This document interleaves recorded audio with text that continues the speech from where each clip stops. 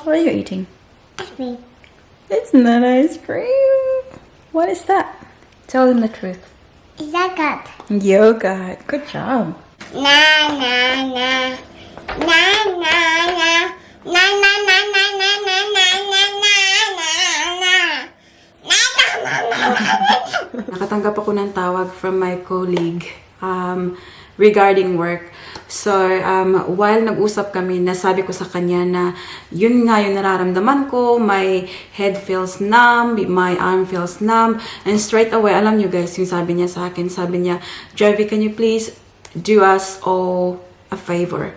Can you please leave now and just go to the doctors? Like, forget about work, forget about what I emailed you. Just go to the doctors straight away. So, pag-check niya ng temperature ko, guys, I have a fever. Chinek niya, guys, and she said, like, it's looking a bit red. Yung throat ko nga daw. I'll send you to get a swab test for the coronavirus.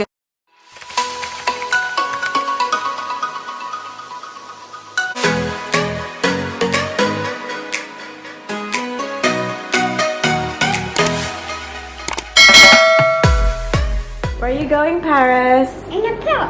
In the park with Daddy. Daddy. What you're eating? Red. Bread. Beautiful girl. Wanna say hi? Hi. How are you? Hi. Do you like my hat? Yes. Awesome. Do you like my hat? Yes. Yes. Good girl. You play with Daddy, okay? You can have that. It's yours. Huh? Yum, yum. Can you sing Mommy a song? One song before you go? One that you are free and the deal. Chickens and happy Halloween. Happy Halloween! Woohoo! Good girl. Thank you, honey. Thank you. Thank you very much. Love you, Nak. Love you, Baba. Love you, Baba. Ay, Joshi. Oh, it's cold. Come on, Mommy. Oh, oh, oh, get your bread now. Oh, there you go. Sit down properly, ba? Sit down properly. Hi guys, good afternoon. Welcome back to our channel. So today is Saturday and it is currently 12:38 ng hapon. Ayan. So, nakita nyo before, Daddy Mike and Paris, they went to the park to play. Nagpaiwan ako dito sa bahay, guys, because I'm not feeling 100%.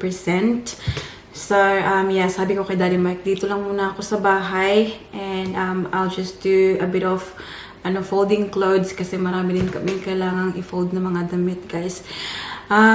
Oh my God. It is the 7th of November now, and you know what? It's been 3 days or 4 days na hindi ako nakapag-upload. I think the last time na nag-upload ako was the 3rd of November. Sobrang dami kasing ganap this week, guys. Starting Tuesday, diba, public holiday dito sa Melbourne, so walang work. So Paris and I went to get my friend a wedding gift para sa the next day, Wednesday, na kasal niya. And then Wednesday, yun, pumunta kami ng kasal. It was an amazing day. We had so much fun. And then Thursday, yeah, off ko na naman kasi pinagawa ko yung ating hair. As you can see, ayan. So Friday, kahapon, balik na ako ng work. And then, during my lunch break, I decided na pumunta ako ng doktor. Kasi, Wednesday night, ewan ko guys, napansin ko lang, natutulog na ako guys, mga around 10:30, 11, ganun. Natutulog na ako and then I woke up kasi yung left arm ko sobrang weak na parang numb siya. So, I stood up, pumunta ako ng banyo, tapos tinignan ko yung sarili ko. Sabi ko, am I alright? Why am I feeling weird? Anyways, parang, for me, it's like, maybe because I slept awkwardly. Alam niyo yung kasi nagpapadede ako kay Paris during the night. So, maybe parang na, ang tawag dito na nakatulog ako na yung kamay ko, na tulugan ko, ganun. So, anyways, I just let that go. And then, Thursday comes, kailangan ko nang pumunta sa, sa hairdresser ko. I was feeling alright, like, wala akong sakit na nararamdaman or anything na discomfort, walang ganun guys. Yung nararamdaman ko lang talaga is yung numbness dito sa aking arm, left arm. And then, Thursday night, umangat na siya dito sa ulo ko guys. Dito na yung ulo ko and yung face ko dito, nagnanam na rin siya. And then, Thursday night, and then Friday morning, kahapon ng umaga, parang nafe-feel ko na siya dito sa aking mukha. And then, the back of my ear, dito, nagnanam talaga siya, guys. And then, very strange lang kasi I've never felt this before. So, sobrang natakot ako, especially kasi nag-check ako sa Google, alam na yan, di ba? Pag Google, nakakatakot talaga.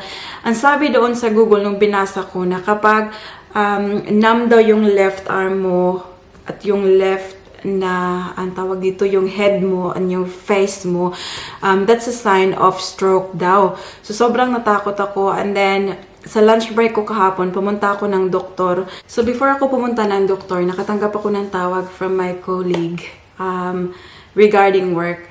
So, while nag-usap kami, nasabi ko sa kanya na yun nga yung nararamdaman ko, my head feels numb, my arm feels numb, and straight away, alam nyo guys, yung sabi niya sa akin, sabi niya, Jovey, can you please do us all a favor? Can you please leave now and just go to the doctors? Like, forget about work, forget about what I emailed you, just go to the doctors straight away. So, yun yung ginawa ko guys kasi kailangan ko na naman talagang pumunta ng doktor kasi yung appointment ko was 1 o'clock ng hapon. And then, I went to the doctor straight away for my lunch break. But then, I ended up staying there for longer.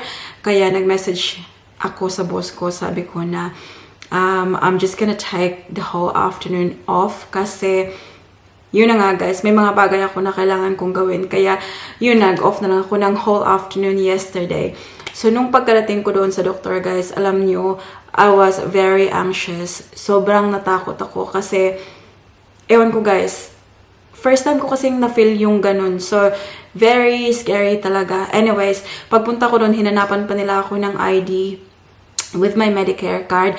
So, nadala ko yung Medicare card ko, guys, pero hindi ko na nadala yung ID ko. So, sabi ko na lang doon sa reception na I was rushing. So, hindi ko nadala yung license ko. Anyways, they were okay with that. So, pumasok na ako. Tinawag na ako ng doktor. And then, the doctor did all the, parang test na ganun. So, in-explain ko sa kanya yung nararamdaman ko. And then, parang na, anong tawag ito? Parang I feel better nung sinabi niya sa akin na it's not stroke.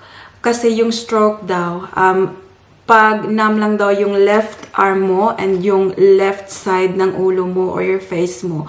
But in my case kasi guys, hindi lang yung left side kasi nga 'di ba mention ko from left, parang nagkalat siya hanggang sa dito na sa right side ko, hanggang sa whole face ko na nagnanam. And then sabi niya, yeah, yun na nga, hindi siya stroke. So, what she's done like, do this and then try to stop my hand from pushing you. Yung mga dito, ginanyan yung kamay ko and then try to stop my hands from squeezing your hands, ganun. And then sabi niya, I can't see anything wrong with that. Akala lang daw niya na maybe there's something, with the brain or anything. But obviously, my brain is working perfectly fine kasi I can do whatever she wants me to do. Kaya, yun, parang naging okay yung pakiramdam ko after that. But then, something happened, guys, while we were there. Kasi sabi niya, okay, we'll check your temperature. So, pag-check niya ng temperature ko, guys, I have a fever. May fever ako na hindi ko alam kasi I didn't feel hot or anything. Wala talaga, guys. Yung na-feel ko lang talaga is yung numbness lang talaga ng head ko. And then, medyo na-shock ako guys kasi hindi ko talaga alam na meron akong lagnat. It was 37.5. So sabi niya, okay, let's just do that again just in case. And then, nung chinek niya ulit guys, it was 37.6. So sabi niya, okay, you have a fever. Chinek niya guys and she said like, it's looking a bit red. Yung throat ko nga daw. Kaya sabi niya, okay, just to cover everything, I'll send you to get a swab test for the coronavirus. Kasi nga, diba? with whatever is going on, you know, in the world right now, we have to make sure na we cover the base. Yun nga, so binigyan niya ako ng request to get like a swab test. And yeah, so while I was there too, guys, sabi niya, just to make sure that, you know, we check everything, binigyan niya rin ako ng ganito, guys. So hindi ko na lang pakita kasi may address. Anyways, this is for a request for a CT scan sa brain ko. Ayan. And then, meron tayong another request here, but this is for blood test. So, just make sure that everything is fine, you know. Pero, hindi ko to sila nagawa kahapon kasi nga, may fever ako, guys. So, obviously, I have to get my swab test first before I can do the other two. So, straight away after ng doctors kahapon, pumunta ako ng another clinic for swab test. I've done that. Very quick lang yun, guys. Yun bang sa ilo. I first sa throat muna, and then they did a swab in my nose, like both sides. And then sabi nung nag-swab sa akin, sabi niya, you'll get the result by Saturday night, which is tonight. And then if not, will be Sunday. So, yun guys, I went home and then I just, you know, prayed and, you know, I was hoping that everything is negative. So I went to bed last night worrying about the result today. But then I received a very, very good news this morning. So I was expecting the result tonight. Pero dumating yung result this morning, guys. And ang sabi dito ay... Dear Jovelyn, test on the 6th of November 2020, result COVID19 virus was not detected. Ayan. So, I'm very happy with that result, guys. Obviously, it means na wala akong COVID and it just happened na meron akong lagnat yesterday. It's just a coincidence. So, now I can go ahead with my other tests. Itong CT scan ko and my blood test. So, I'll make an appointment sometime this week. And yeah, hopefully there's nothing major and there's nothing serious about what I'm feeling right now, guys. I'm hoping na maybe stress lang or something. Kasi ito din yung tinanong sa akin ng doctor ko. Sabi niya na, are you feeling stressed for the last few days? And I said, well, given with what's happening in the world right now, obviously nakaka-stress naman siya. But in general, I'm very happy, guys. You know naman, I'm super happy. I have my family's healthy. I have my little girl na sobrang chirpy. So, you know, in general, I'm very happy. And yeah, I just don't know what's happening with my head and with my arm. Right now, hindi ko na nafe-feel yung arm ko, guys. But it's just my head. I can still feel the numbness. But in my face, it settled down a little bit. So, yeah. And also, there's one thing as well. I've been drinking a lot of water since. Kasi that's one thing that I noticed as well na hindi ako uminom ng tubig. I know myself na water will do wonders in our body. But yeah, I don't know, guys. I'm just being stubborn when it comes to drinking water. I don't know. So yesterday din pumunta kami ni Daddy Mike sa shops. Binilhan ako ni Daddy Mike nung mga mineral ba, yung naka-bottled water. Kasi na-notice niya daw na every time na may bottled water kami sa fridge, I always drink water. So yun. Yes, I've been drinking a lot of water now because maybe it's just dehydration. Who knows, right? So I'm just trying to do the right thing. I'm trying to eat healthy as well. But yeah, until all the results from this test comes back, we don't know what's happening, guys. First, please. Guys, it's now 2:30 ng hapon and andito ang ating baby girl. Kanina pa yan sila nakauwi. Where are my ice? What are you eating now? It's not ice. What are you eating? Ice cream. It's not ice cream. What is that? Tell them the truth. It's yogurt. Yogurt. Good job. Do you like yogurt? There's an initial by yogurt. Hmm? Initial by yogurt. Oh, in the shop to buy yogurt? Yes. Wow, I love yogurt too. I got you one. Do you? What did you do at the park with Daddy? In the swing. In the swing? A big time. Baby's turn? Look at the one is this person. It's Paris' turn. Now, first time. Did you play hide and seek? It's a big fine. A big for you. The baby find you? Yes. Oh, did you enjoy? Did you enjoy? Yes. Good job. Good job, Paris. Good job, Paris. Good job, Paris. Help me. Tingnan niyo ang kanyang damit, guys, oh. Ayan, all over her clothes. Ang kanyang yogurt. Magnanap na to siya very soon, guys, kasi anong oras na. We'll change your clothes in here. We'll change your clothes. Oh, no. Oh, my feet. You wipe it. You wipe it. Oh, no. I'm Paris. Did you drink water too? Daddy. Daddy did. How about you? No. You didn't drink water? Oh, Paris. Daddy. Yeah, we have to drink a lot of water. Not like mommy.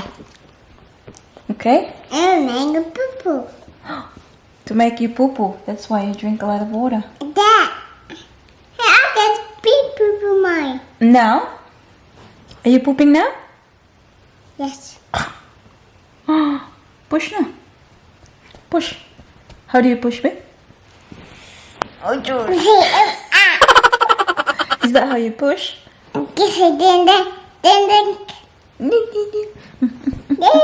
Ito na, so we can change your clothes na. Ayan, nanonood pala yan siya ng, guys, ng nursery rhymes. Ayan. Pero enough ko yung music. Ay, baka makapiright tayo. Anyways, tingnan nyo, oh. Nalinis na yung dyan na part. Yeah, I did fold them. Yung iba na lang na kailangan kong ihang nandun sa kabilang kwarto. Ihahang natin to ngayon. Pagkatapos natin linisin tong batang iri. Ba? Sorry, it's right. Dito tayo sa kabilang kwarto, guys. And it's very warm here. Ang ating heater ay naka-on the whole time. And, ayan yung sinasabi ko na kailangan nating ihang. Ayan, yung iba ng mga tinupi ko, nalagay ko na sila sa mga drawers. Tapos, yan lang yung kailangan nating ihang. And, by the way, nandito pa to siya, guys. Ito yung regalo ko, diba, for Jess. Kasi, magkikita sana kami today. Ang tagal na namin pinlano to na magkikita kami today, guys. And then, this happens nga. Yun na nga sinabi ko na I'm not feeling my 100%. And tapos, hinintay ko pa yung resulta ko sa yung swab test natin for COVID. Kaya yun, hindi natin nabigayan sa kanya. Pero sabi ko kay Jess na hopefully by next week, I will feel a bit better. And then, we're gonna meet up. Ayan, guys. May sinamok dito, oh. Be, sure dito, be? What's that? What's the price of it? Oh, no. Okay, there's nothing. There's nothing. There's nothing inside. Oh, no. It's this one. What's the color of that envelope? This is pink. This is pink. What's your favorite color? Paris, what's your favorite color? Look at the price of Ayan, it. ang daming mga nagkarang pikit-pikit, guys. Oh. Kasi may laruan siya yung binilhan siya ni Daddy Mike ng slimy. Anong tawag yun? Ha? Okay, Muddy. Muddy? Okay. What is that? It's Muddy. And she do that right. Ano sa daw? She the big first right. Butterfly? It's really good. This is that right. Butterfly? Yes. Okay. Parang mag-istorya na. Good, this is something else. There's something else. This is out. Gruffalo?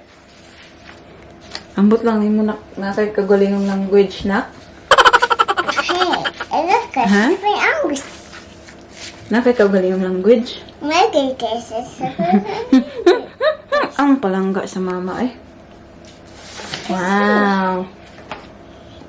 It's just I took her clothes off na guys, oh. Ito yung pang-ilalim niya kanina para to keep her warm. Pero inalis ko na yung damit niya kasi sobrang sticky. Sticky, ay!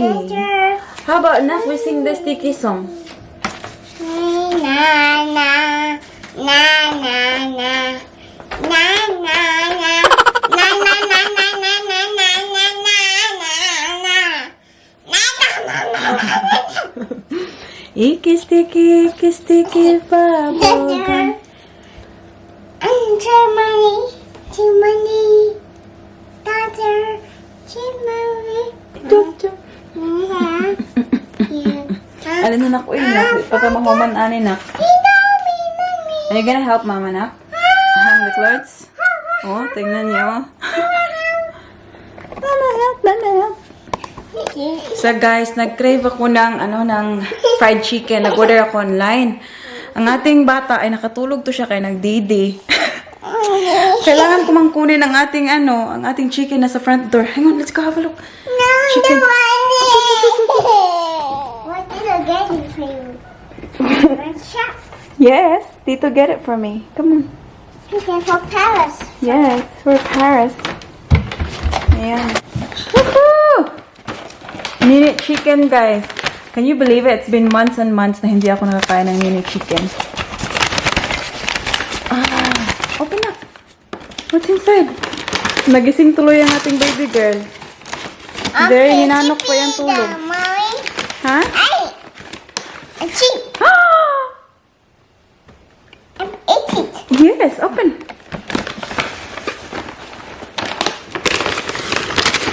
Yeah. There you go. That's the sweet. Yes, potato chip. And then here's our chicken. Yes, mini chicken. And this is the spicy. So sweet and spicy sauce. Ayan. Oh, it looks so good. So in-order ko pala to siya sa Uber Eats, guys. Bon appetit, anak! Bon appetit! Si Daddy Mike pala natin ay wala dito, guys, kasi umalis siya nagpa-massage ng kanyang paa kasi masakit daw ang kanyang paa. Have a look, let's go get the chips. Paris is hiding something from Daddy. Paris hiding it. Show it to Daddy, honey.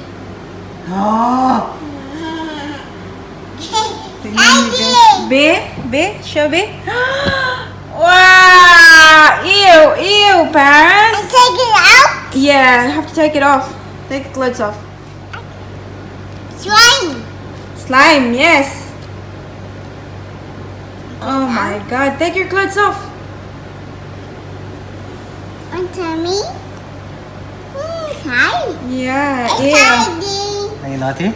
Hiding. What's Paris eating? Yaga. Yogurt. Eating yogurt again. Eating Kana. What's kananak? What's kananak? See, I just changed her top. Ayan, oh. Wala. Sad. Hugaw na sad. Ilis na po na. Nabita washing machine na. Anak, no? Eating Kana. Anak, no? Mama sa B.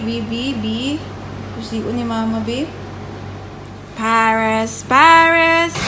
Hey, mommy. Eating yogurt. No, mommy. Telling lies. No, mommy. Open your mouth. Aha. Hi guys! So it's now 8 o'clock ng gabi. And hindi pala kami nagluto ng dinner kanina. Kasi diba nag-order ako ng mini chicken. And yun yung kinain namin ni Daddy Mike. So nabusog kami guys. So hindi na kami nagluto ng dinner. Pero since nailabas ko na yung ating chicken, yung meat natin kanina guys, lulutuin ko na sila. Kasi yung plano ko sana magtitinola tayo. Kasi meron tayong Nor. Yan, chicken broth cubes. Yan. So, yan yung plano ko sana. Pero, it's not gonna hurt, right? So, lulutuin na natin ngayon para mag-boil na siya. And then, ready na siya for bukas, di ba? It's good for breakfast. Breakfast talaga, guys, sinabawan. Kailangan talaga natin ng sabaw din, guys. Kasi, para may laman ang ating didi, para may matutoy si Paris. Alam niya naman ang ating baby girl, palaging didi, di ba? So, ayan. Yan lang yung gagawin namin. And also, Daddy Mike and Paris, nasa couch sila. Nanonood si Daddy Mike ng Netflix and Paris is watching something as well. And, yeah, I'm super happy, guys, kasi my head is feeling better. So, hindi na yun siyang parang nagnanumb talaga siya. And also, my face is not that numb, which is really good. I'm super happy about it. And in general, I'm feeling better. So, super happy about that. So, i-end na natin yung vlog dito, guys. Kasi manonood kami ng movie after nito. And then, relax lang. But before natin i-end, share ko ang ating positive quote of the day, which is, "It is health that is real wealth, and not pieces of gold and silver." Maraming salamat sa inyong lahat sa patuloy na pagsubaybay sa ating channel. Appreciate ko yung time nyo sa panonood nyo ng ating mga videos. Maraming salamat talaga sa inyong lahat, guys. And also, sa mga bagong subscribers, welcome sa ating channel. At sana na-enjoy nyo yung mga vlogs natin. And hopefully now, hindi na siya totally lockdown, guys. We can do few things at hindi na masyadong boring yung ating vlogs. But yeah, we will just do a quick shout out now. And the first shout out goes to Riz Tamayo from Hong Kong. Shout out to Chari Salazar and also to Sulis and Arobanti family in Silay City, Negros Occidental. And also Alexa and Eileen Suganov in Iloilo. Shout out to Lina Lievares from Valenzuela. Shout out to Lilibeth Magcalas from Bohol. Marde Pido from Dipolog City. Simply Glay from USA. Lovely Dimasangkay. Princess Humawas. Janzi Pinay, Australia. Evert Suta 53 and to all family Sweta. Shout out to Alice Lacre from Mindanao, Balingasag, Misamis Oriental. Shout out to Sandra James. Shout out to Riz Channel, Emily Araujo, Chari Tamayo, Socorro Rosejos, Mayet Ebora, Sunny Milan, Joanne Ambe, Annabel Sarino, Maricel Mabalot ang saya kahit kailan, Joanne Owano, Norberta Nono, Hilas Ka, Maribel Patiag, and Mami Rose Sabalye. And that's about it for today's video, guys. I hope that you enjoyed. Please don't forget to give this video a thumbs up if you like it. And also make sure to hit the subscribe button to be a part of this family. And hope to see you all, guys, in the next one. Don't forget to be good. And if you can't, be careful. Bye!